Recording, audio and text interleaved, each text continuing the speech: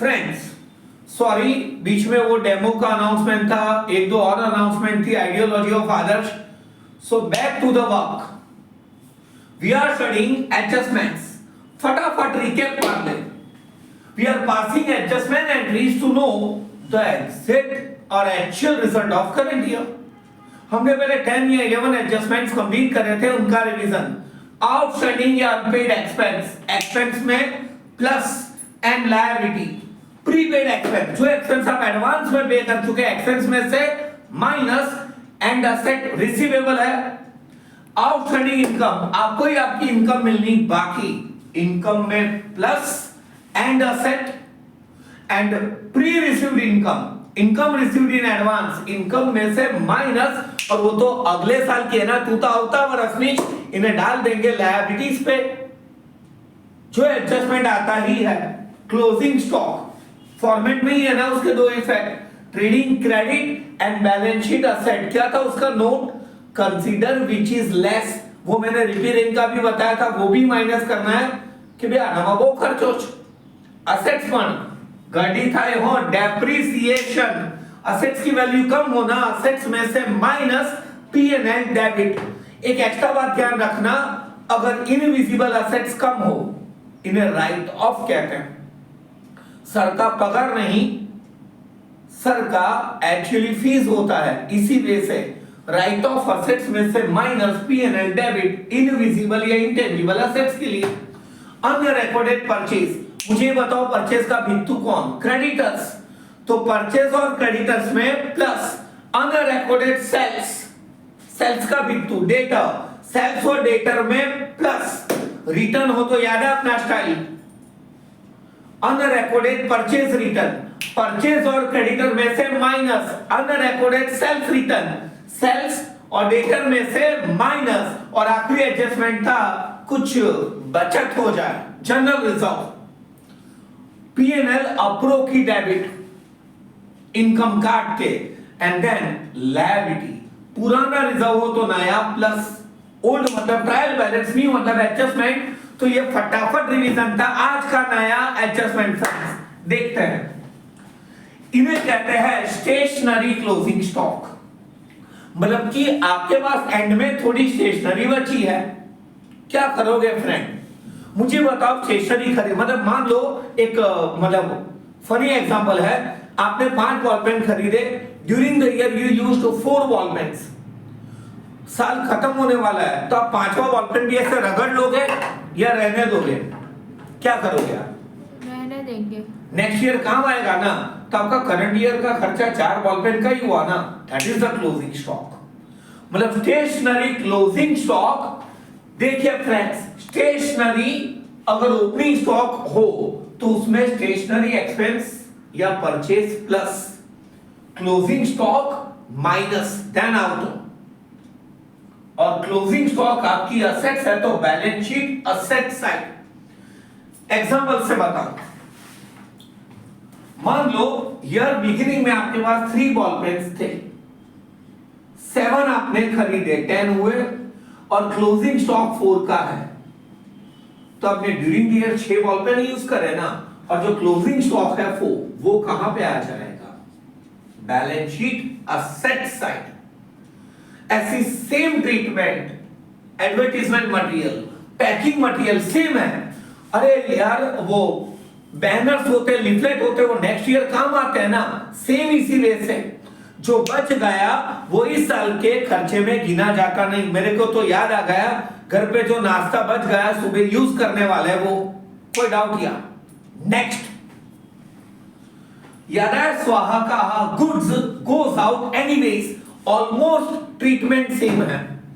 पहले है goods burn by fire, तो उससे अपना स्टॉक क्या होगा? लेस, परचेज में से माइनस, और फ्रेंड आग लग गई, नुकसान हुआ, तो P&L डेबिट। एक एक्स्ट्रा बात बता दूं, अगर आपको एग्जाम में ऐसा कहे कि गुड्स ऑफ, देख ले, 10,000 burn by fire, and insurance company accepted 80% claim, 10,000 के 80%, पीछे से एक डिजिट कट करें तो कितने परसेंट? 10,000 का इंटू 8, 8,000 का क्लेम एक्सेप्ट हुआ, तो फ्रेंड इसके 3 इफेक्ट होंगे।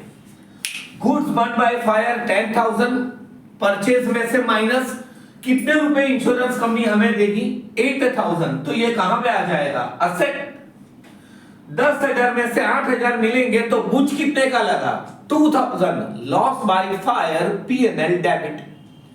Each and every adjustment serving minimum 2 effect. यहां पे 3 हुए ना, कॉलेज लेवल पे 5 इफेक्ट वाला भी आएगा। सेल और रिटर्न बेस का एडजस्टमेंट, એને ગુજરાતીમાં કહેવાય જાંગડ પર માલ વેચવો, કે ભાઈ કે બેન પસંદ આવે તો રાખજે, નહીં તો પાછો આપજે।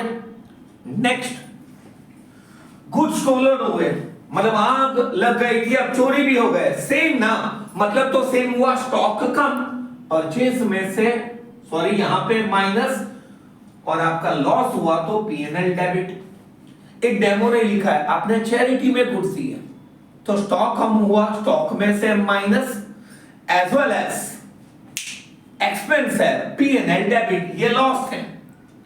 कहानी में ट्विस्ट है, goods taken for personal use, personal use के लिए कुछ भी ले लो, उसे क्या कहते हो फ्रेंड्स? ड्रॉइंग्स।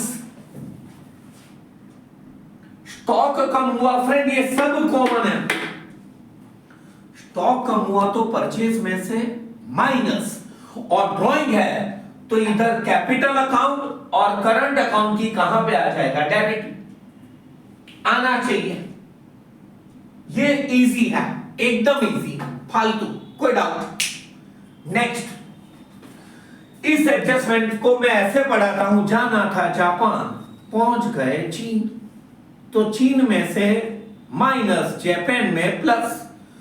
हेडिंग है इंस्टॉलेशन चार्जेस ऑफ मशीन, मतलब आपने कोई मशीन खरीदा, उसे रखने का शुद्ध गुजराती में એને ગોઠવવાનો ખર્ચો। अरे घरे एसी લીધો તો એને ગોઠવવાનો ખર્ચો હોય કે नहीं? वो गलती से आपने कहां पे डेबिट करा है? वेजेस। ध्यान रखना friends in accountancy, normally shares buy करे तो ब्रोकरेज, मशीनरी बाय करे तो उसके इंस्टॉलेशन चार्जेस, लैंड बिल्डिंग या प्रॉपर्टीज बाय करे तो उसका documentation charge. I will give you practical example. मुझे बताना आप, अगर आपने एक फ्लैट 30 लाख में खरीदा, आज कल 32 लाख में बेचा, प्रॉफिट हुआ क्या लॉस? प्रॉफिट। कितने का? 2 लाख। रॉन्ग। 30 लाख का है फ्लैट, तो उसके दस्तावेज का क्या? डॉक्यूमेंट। हमारी अभी बात हुई थी, उसका डॉक्यूमेंट चार्ज 3 से 4 लाख होगा, तो अभी आप प्रॉफिट में है या लॉस में? लॉस। तो आपको सही अंदाजा लगाने के लिए उसके अंदर डॉक्यूमेंटेशन चार्ज क्या करने चाहिए? प्लस। तो इन्हें कहते हैं, एक्चुअली इन्हें आप कैपिटल एक्सपेंस मानते हैं, रेवेन्यू नहीं। मतलब ये डेमो है, वेजेस में से माइनस, गलत आ गए, और मशीनरी में प्लस, फिर इसका डेप्रिसिएशन गिना जाएगा, आना चाहिए। अगर मान लो ऐसा कह दे, document charge of building debited to legal charge, तो लीगल चार्ज में से माइनस, द बिल्डिंग में प्लस, देन डेप्रिसिएशन। कोई डाउट? No sir. और आज के सेशन का लास्ट, फिर अपन देखेंगे नेक्स्ट सेशन में पार्टनर से related adjustments and implied adjustment. All the adjustments are over, you can do the sum easily, और सम को कैसे टेकल करते वो वाली बात। अब हम लोग मिक्स पढ़ने वाले हैं, bad debts, bad debts reserve and discount reserve on debtors. पहले सबके मतलब समझे, लॉजिक भी। जो पैसे आपको लेने हैं वो नहीं रिसीव, उसे बैड डेब्ट्स कहते हैं। एक एग्जांपल लूं, मान लो आप मेरे स्टूडेंट हैं, और क्या मान लो है ही ना, और आपसे मैंने 100 रुपए उधार लिए, तो आप मेरे से वापस मांगेंगे या नहीं? मांगना ही है ना, लेकिन मैंने वापस नहीं करे, 2 दिन के बाद भी नहीं करे, फिर मैंने शर्म की खातिर आपको 50 रिटर्न करे, मतलब मैंने 50 ही रिटर्न करे, 50 में खा गया ना। नेक्स्ट टाइम मैंने फिर से आपसे 200 उधार ले लिए, तो आप मन में क्या सोचोगे कि सर साले आधे रुपए खा जाते हैं। इन्हें कहते हैं बैड डेब्ट्स रिजर्व। बिजनेस के अंदर भी कुछ डेटर्स होते हैं, वो डामाडोल होते हैं, शायद पैसे दे या शायद ना दे। अकाउंट का फंडा है, जोर का झटका धीरे से लगे। मतलब आप सोचते हैं हर एक बिजनेस में अलग, जैसा आप समझते हैं डायमंड के अंदर आ पार्टी आटलामा उठमनो करियो, इन्होंने इतने लौटाए नहीं। शायद केमिकल बिजनेस में भी बैड डेब्ट्स का रेशियो ज्यादा है। फ्यूचर में होने वाले बैड डेब्ट्स के लिए सॉरी जो रिजर्व रखते हैं इन्हें कहते हैं बैड डेब्ट्स रिजर्व। और what is discount reserve on datum? मान लो मैंने आपको गुड्स बेचे, आप 11 में पढ़े हैं ना कि goods sold off 1 lakh and 2% discount is allowed if amount received with in 10 days. मतलब उसने 10 दिनों में आपको पैसे लौटाए तो आप उसे 2% डिस्काउंट दोगे। तो ऐसे कुछ लोग तो पैसे लौटाएंगे ना, जिन्हें आप क्या अलाउ करोगे? डिस्काउंट। इसके लिए जो रिजर्व रखते हैं इन्हें कहते हैं discount reserve on debtors. Bad debts मतलब जो ऑलरेडी पैसे डूब गए हैं, बैड डेट रिजर्व मतलब जो डूबने की संभावना है उसका रिजर्व, और डेटर्स टाइमली पेमेंट करें तो इसके लिए एक्चुअली जो अमाउंट साइड पे रखी जाती है कि इतने शायद कम मिलेंगे, इन्हें कहते हैं डिस्काउंट रिजर्व ऑन डेटर्स। अब इसकी इफेक्ट समझे। ओल्ड मतलब ट्रायल बैलेंस, न्यू मतलब adjustments. P&L debit side, bad debts old मतलब कि जो bad debts during the year हो चुका है ट्रायल बैलेंस में है, plus bad debts new. Oh it's hot, ये नया है, फ्रेश है, अभी हुआ है। रिजर्व हमेशा न्यू प्लस, जो नया रिजर्व रखना है वो प्लस कर दे। मतलब आपके पास इतनी अमाउंट होनी चाहिए, और अभी तक ऑलरेडी जो आपने रखी है बीडीआर ओल्ड वो क्या कर दो? माइनस एन आउटर में amount. I am repeating again, bad debts old plus bad debts new plus BDR new minus BDR old आना चाहिए। Now balance sheet asset side. एक बात ध्यान रखना फ्रेंड्स, डेटर में पहले सारी इफेक्ट दे दो, वो अनरिकॉर्डेड सेल्स या एनी सेल्स रिटर्न, फिर डेटर में से बैड डेब्ट्स न्यू माइनस।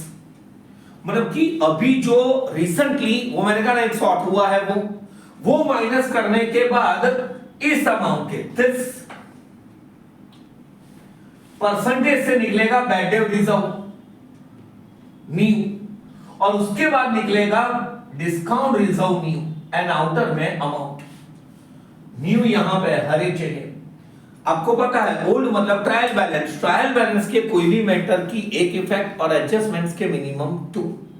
इसका भी एक डेमो बता दो, फटाफट देख लो।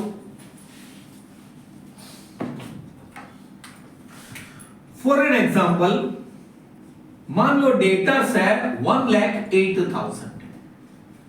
अब आपको पूछे कि बैड डेब्ट्स न्यू है रिसेंट एडजस्टमेंट में 8,000, तो बैड डेब्ट्स न्यू 8,000 क्या कर दो? माइनस कितने डेटर्स बचे? 1 लाख। कैप 5% बीडीआर, तो बैड डेब्ट रिजर्व न्यू 5%, 1 लाख के 5%, पीछे से एक डिजिट कट करें तो 10%, उसका आधा 5,000। सो 95,000 इज द रिमेनिंग अमाउंट, और इसके ऊपर 2% डिस्काउंट रिजर्व रखना है।